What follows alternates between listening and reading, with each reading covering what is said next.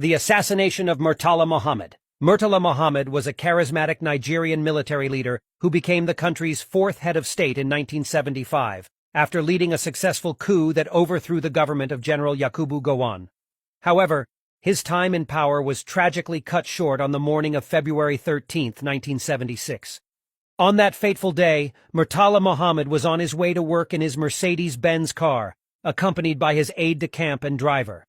As they drove through the busy streets of Lagos, they were suddenly ambushed by a group of armed men who opened fire on the car. The attack was swift and deadly. Murtala Mohammed was hit by several bullets and slumped over in his seat, while his aide-de-camp and driver were also killed in the hail of gunfire. The attackers then fled the scene, leaving chaos and confusion in their wake. News of the attack quickly spread throughout Nigeria and the world. People were shocked and saddened by the sudden and violent death of a leader who had only been in power for a little over 6 months. The country was plunged into mourning as citizens tried to come to terms with the loss of a man who had promised to bring about much-needed change and reform. In the aftermath of the attack, investigations were launched to try and identify the perpetrators and bring them to justice.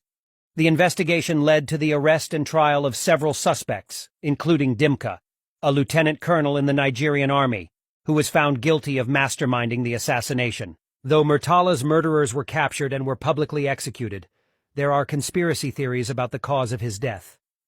One of such stories linked the West to the killing. Many believe that his Africa has come of age speech, which he delivered 32 days before his assassination at an extraordinary meeting of the OAU held in Addis Ababa, might have incensed the Western power that eventually planned his assassination. But some of his colleagues think the general was partly responsible for his tragic end. They believe he made a fatal mistake by refusing to take his personal security more seriously. 1. He did not relocate to Doden Barracks where he could be safer. Rather, he continued staying in the house he occupied before he became the head of state. 2. He often rode without convoy of security personnel.